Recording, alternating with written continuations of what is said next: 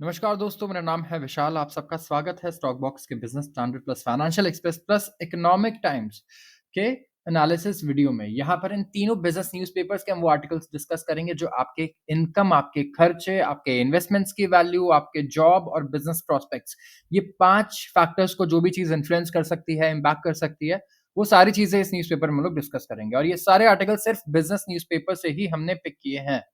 तो शुरुआत कर लेते हैं एक ओवरव्यू से। Happy news, Infosys likely to start rolling out pay hike letters in February।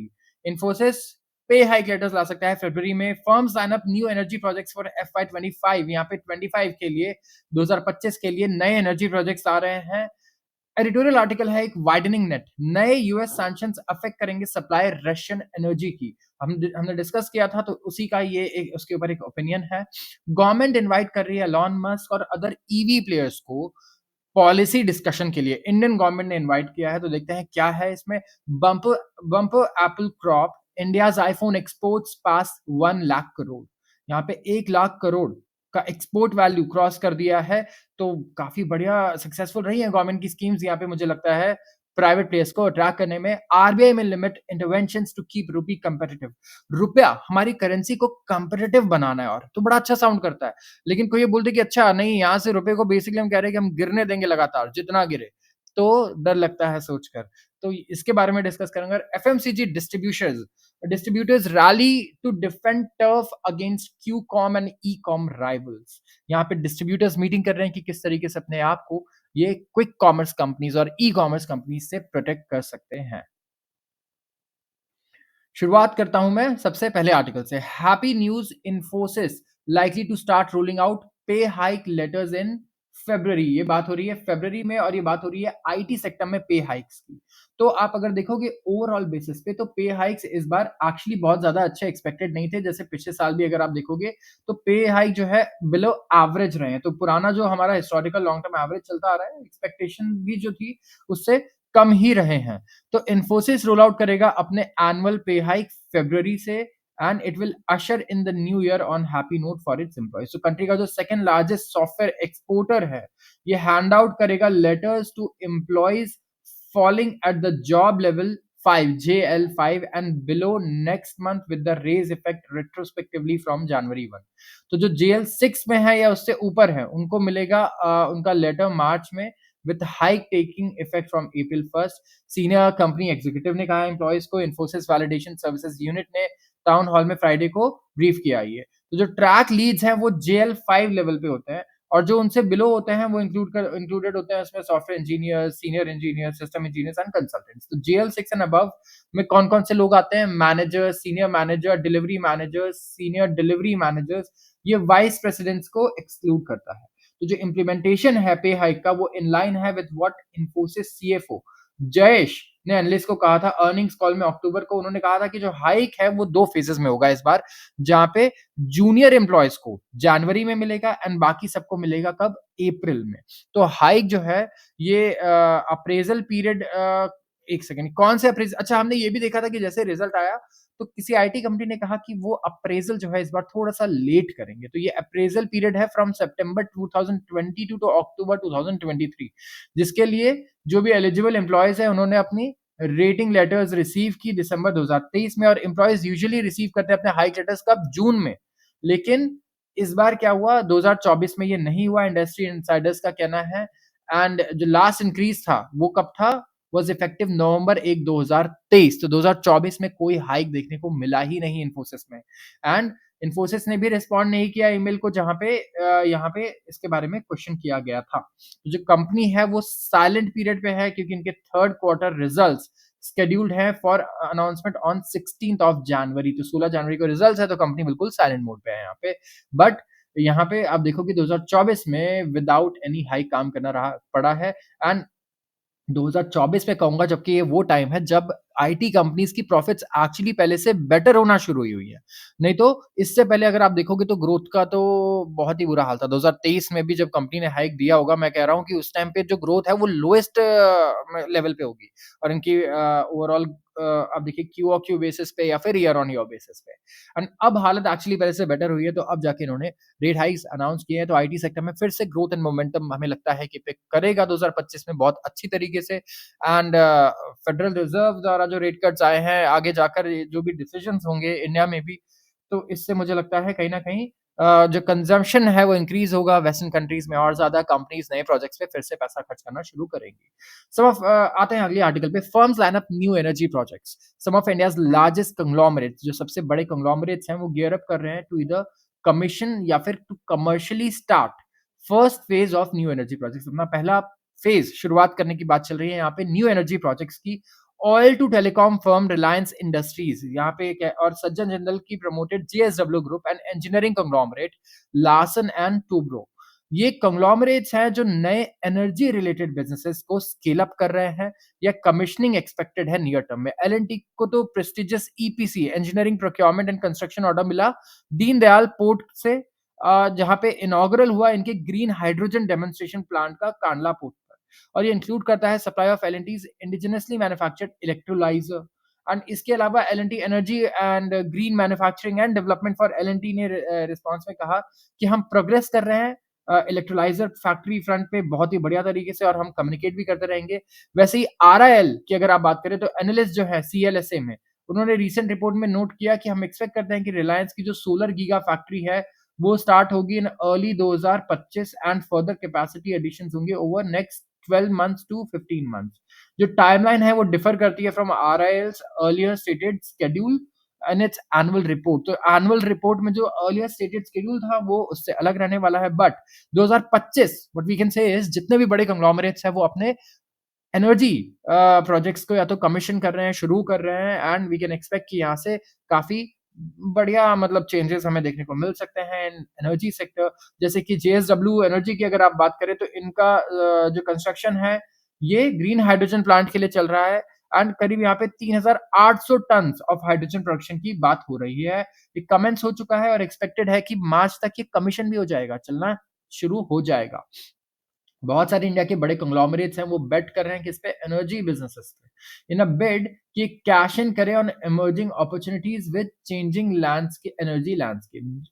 Jindal chairman है, मैनेजिंग डायरेक्टर है जेएसडब्ल्यू एनर्जी में, उन्हें उन्होंने अपने शेयर होल्डर्स को कहा कि supported by our energy storage projects, जो हमारे एनर्जी स्टोरेज प्रोजेक्ट्स है ना, इसमें हमें काफी सपोर्ट मिल रहा है और हम लोग ग्रीन हाइड्रोजन और डेरिवेटिव्स में जा रहे हैं और एक energy product and services company बन रहे हैं with new age businesses. Similarly, अपने एड्रेस में to shareholders in the company of FY25 annual report, Mukesh Ambani ने कहा था कि जो ग्रीन एनर्जी वैल्यू है वो होल्ड करता है ग्रेट प्रॉमिस कि आउटशाइन कर सके सारे एग्जिस्टिंग ग्रोथ इंजन्स को इन जस्ट 5 to 7 years। तो ग्रीन हाइड्रोजन पे सारी कंपनीज काफी बुलिश है, ग्रीन एनर्जी पे ओवरऑल मैं कहूंगा सबसे ज्यादा बुलिश है।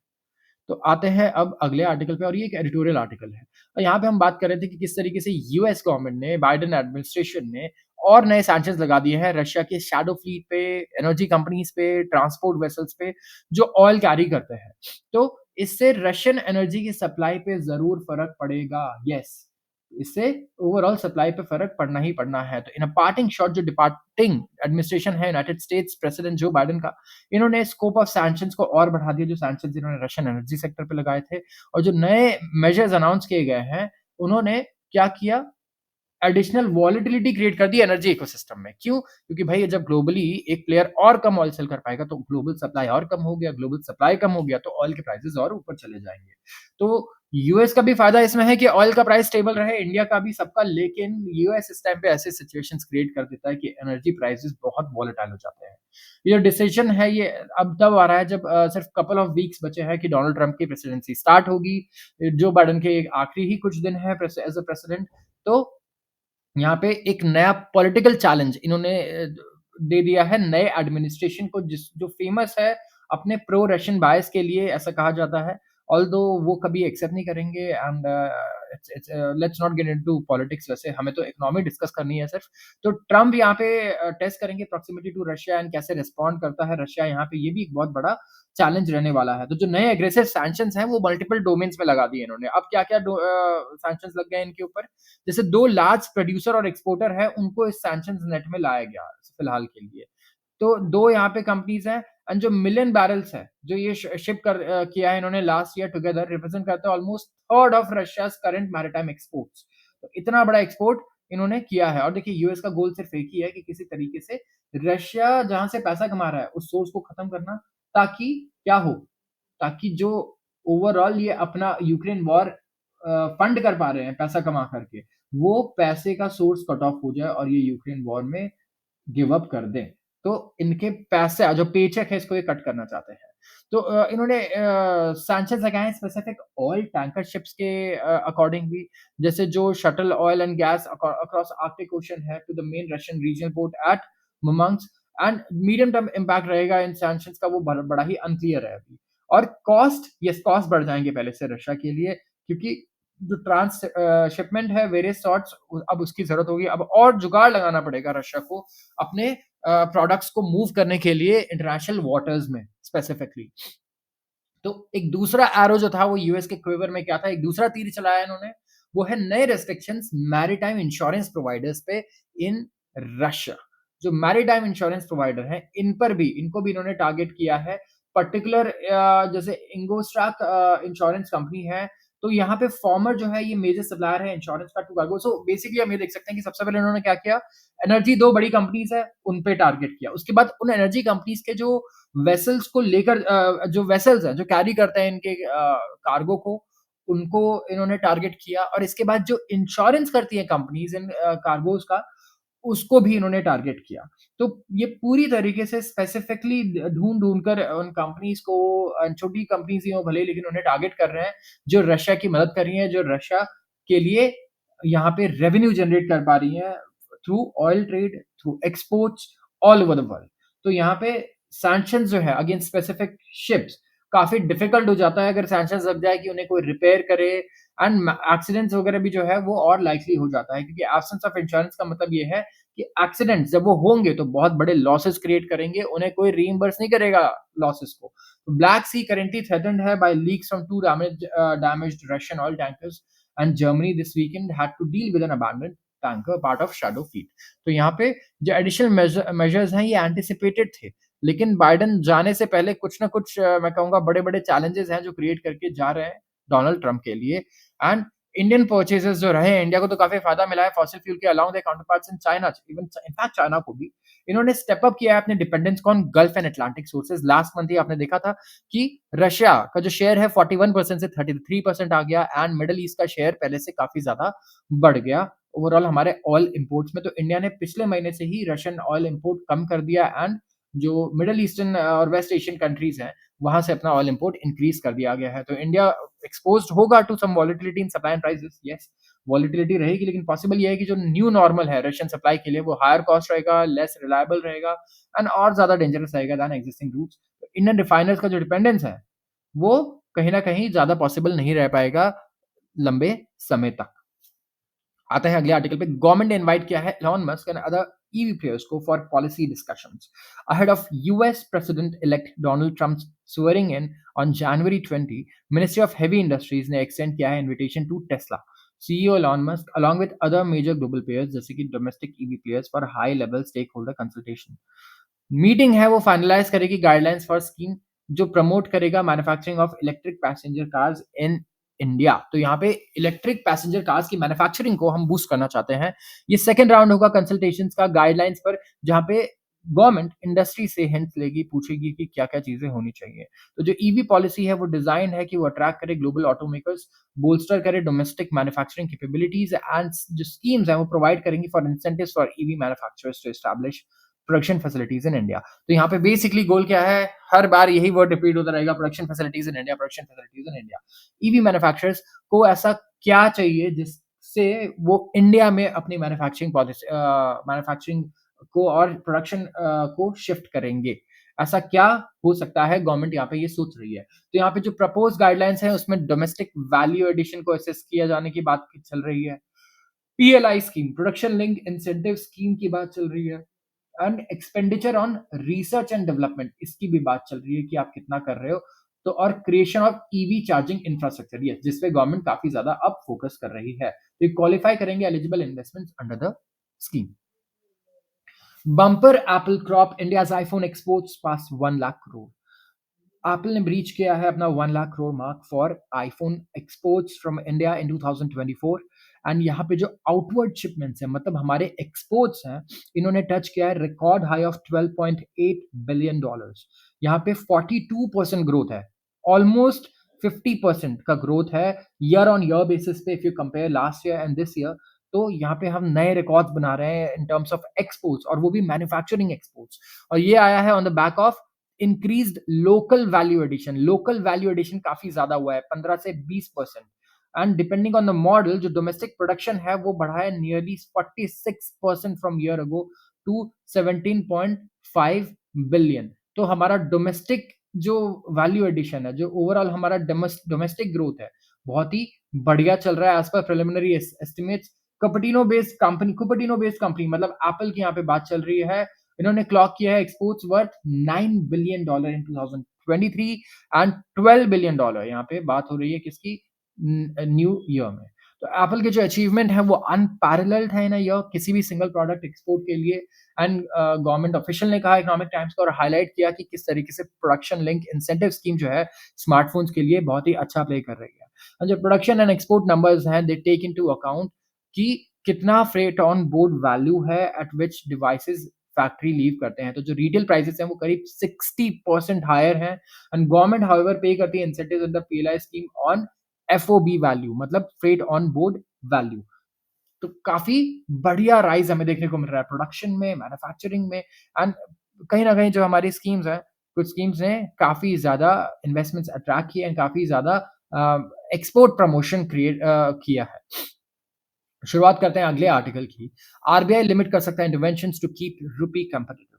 लिमिट कर सकता है इंटरवेंशंस, मतलब अब इस समय आप देखो कि रुपया जब नीचे गिरता है, तो गिरने का कारण क्या है कि सप्लाई बढ़ रहा है, डिमांड कम है।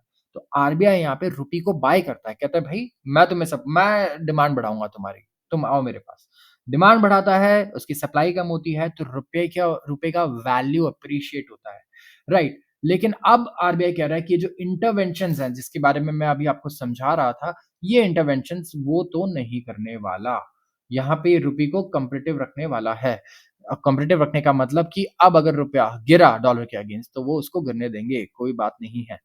आरबीआई शिफ्ट कर सकता है अपने करेंसी इंटरवेंशन स्ट्रैटेजी को, जहां पे अलाउ करेगा depreciation of rupee in line with emerging market peers to retain export competitiveness. रुपया जितना सस्ता होगा ना, हमारे एक्सपोर्ट कॉम्पिटिटिवनेस उतना ही इंक्रीज होगा, मतलब हमारे एक्सपोर्ट आइटम्स जो है वो और बढ़िया कंपीट कर पाएंगे दुनिया में।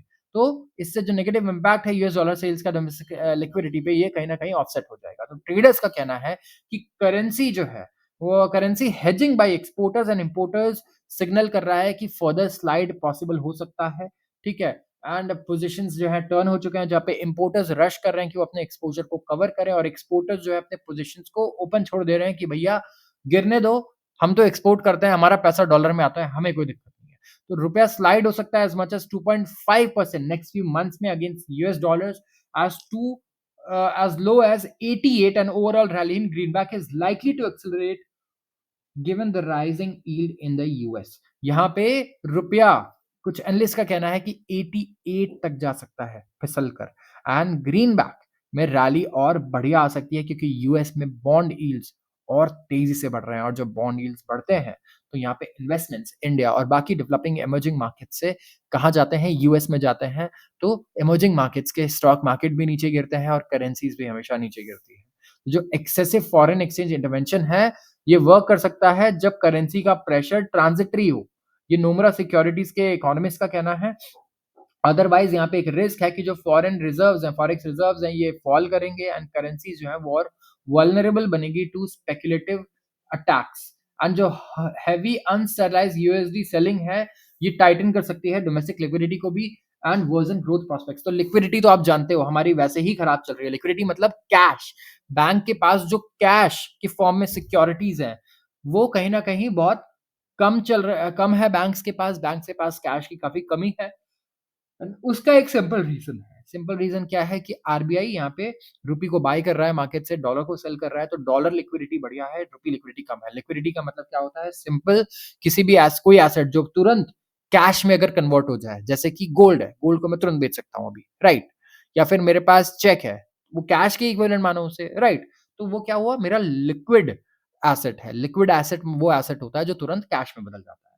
तो आरबीआई की एस्टिमेटेड है कि आरबीआई ने स्पेंड किया है $100 बिलियन रुपए को सपोर्ट करने के लिए। $100 बिलियन स्पेंड कर दिया है in spot as well as non deliverable forward forward markets. And इससे क्या हुआ है, रिड्यूस हुआ है, लॉस ऑफ वैल्यू भी हुआ है, कम हुआ है इससे, लेकिन इसने डोमेस्टिक लिक्विडिटी को स्क्वीज़ कर दिया है, क्योंकि अगर आप देखोगे तो $1 अगर आरबीआई बेचती है, डॉलर की वैल्यू को गिराने के लिए, तो इक्विवेलेंट वो रुपया खरीदती है। तो मार्केट से रुपया भी इन्होंने इक्विवेलेंट निकाल लिया और अपने पास रख लिया है। तो रुपया डेप्रिशिएट हुआ है 2.4%। अगर आप सितंबर से कंपेयर करेंगे और सेम टाइम देखो तो मलेशियन रिंगिट डिक्लाइन हुआ है 3.1%, फिलिपीन पीसो डिक्लाइन हुआ है कितना 3.4%, सिंगापुर डॉलर डेप्रिशिएट हुआ है 4.8%, जापानीज येन 7.3%। तो सारी करेंसीज अगर आप देखेंगे तो यहाँ पे इंडिया थोड़ा-सा बेटर लग रहा है, इंडियन रूपी काफ़ी बेटर लग रहा है इन लोगों से। तो पूरी दुनिया भर की करेंसीज अगर आप देखो तो काफ़ी डेप्रिशिएट हुई है अगेंस्ट यूएस डॉलर्स, स्पेसिफिकली जब से न्यूज़ आई कि डोनाल्ड ट्रंप नए प्रेसिडेंट बनने वाले हैं तब से। एंड उसके बाद जब फेडरल रिजर्व ने भी कहा कि जिस हिसाब से मार्केट इन्फ्लेशन है अभी और हमें चिंता है इन्फ्लेशन की, तो अभी हम आगे और रेट कट्स नहीं करेंगे। इस साल हो सकता है सिर्फ 1 रेट कट ही हो पाए साल के एंड में। तो ये रीज़न्स हैं कहीं न कहीं कि रुपया यहाँ पे और कमज़ोर होता हुआ नज़र आ रहा है। FMCG distributors rally to defend turf against Qcom e-com rivals। अब देखिए ब्लिंकिट, ज़ेप्टो, फ्लिपकार्ट, अमेज़न इन्होंने काफ़ी डिसरप्शन किया है इंडस्ट्री में, राइट? लेकिन अब यहाँ पे एफएमसीजी गुड्स के जितने भी डिस्ट्रीब्यूटर्स हैं, तो डिस्ट्रीब्यूटर्स यहाँ पे मीटिंग कर रहे हैं और मीटिंग क्या कर रहे हैं यहाँ पे, ये कह रहे हैं कि देखो बड़ी तेज़ी से ये सबसे पहले इनके बारे में मैं थोड़ा बता दूँ, जो all India consumer products distributors federation है, ये रिप्रेज़ेंट करता है करीब 4 लाख डिस्ट्रीब्यूटर्स को एंड 3.5 लाख सब डिस्ट्रीब्यूटर्स को, और इन्होंने लॉन्च किया एक नेशन वाइड कैंपेन। ये प्लान कर रहा है कि ये मीटिंग करे from January 20 to March 31 in over 500 districts and 700 talukas. और ये एम कर रहा है कि डिस्ट्रीब्यूटर और रिटेल को ये साथ में लेकर आए और स्ट्रैटेजी बनाए कि किस तरीके से काउंटर कर सकता है क्विक कॉमर्स ग्रोथ को एंड ई कॉमर्स प्लेटफॉर्म को, क्योंकि इनका ये कहना है कि ये बहुत डीप डिस्काउंट्स देते हैं, बहुत प्रेडेटरी प्राइसिंग करते हैं, अनएथिकल प्रैक्टिस करते हैं। तो हम इतना डिस्काउंट दे नहीं सकते हैं, तो ओवर 1 करोड़ किराना स्टोर ओनर्स हैं जो जॉइन करेंगे इस कैंपेन को। जो इनॉग्रल है ये बेंगलुरु में हुआ कहाँ सैटरडे को, जहाँ पे करीब 300 डिस्ट्रीब्यूटर्स एंड रिटेलर्स ने गैदरिंग की एंड डिस्कस किए चैलेंजेस। और इस मीटिंग में अटेंडीज ने डिसाइड किया कि वो अडॉप्ट करेंगे technology to compete with new retailing models and plan करेंगे टू अप्रोच एफएमसीजी कंपनीज कि ये हायर मार्जिन्स दे टू लेवल प्लेइंग फील्ड। तो ये चाहते हैं कि एफएमसीजी कंपनीज इनको प्रोडक्ट्स थोड़ा-सा सस्ता दे, इनको ज़्यादा प्रॉफिट मार्जिन दे as compare to Zepto, Blinkit या दूसरे ई-कॉमर्स फर्म्स।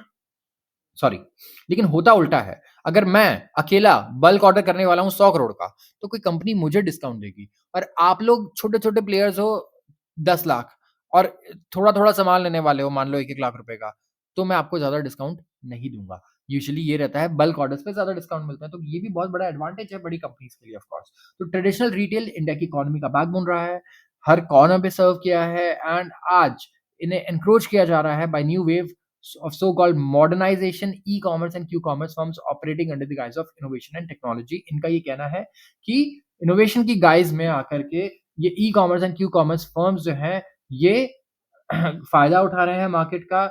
ये बस एक new age east India company है, इनका ये कहना है, जो मार्केट को एक्सप्लॉइट कर रहे हैं कनिंग टैक्टिक्स से। तो अगर ये यूनाइट नहीं होते हैं राइट नाउ एंड एक्ट नहीं करते हैं, तो रिस्क ये रहेगा कि इनको फाइनेंशियल स्लेवरी में आना पड़ेगा। नेशनल प्रेसिडेंट का ये कहना है एआईसीपीडीएफ के। इन्होंने ये भी ऐड किया कि इन्होंने लॉन्च किया है कैंपेन की फाइट बैक करेंगे against rise of these online formats, जैसे हम हैं हम रहेंगे। तो मैं आपका ओपिनियन चाहूँगा कि आप क्या सोचते हो, अगर आप अनबायस्ड ओपिनियन देना चाहो कि आगे अगर इसी तरीके से ज़ेप्टो, ब्लिंकिट एंड फ्लिपकार्ट और अमेज़न चलते रहेंगे, एक्सपैंड करते रहेंगे, 5 मिनट डिलीवरी, 10 मिनट डिलीवरी में आपको एसी भी पहुँचा देंगे, फ्रिज भी पहुँचा देंगे, आटा भी पहुँचा देंगे, तो क्या आप किराना स्टोर्स जाओगे? ये एक बहुत मैं कहूँगा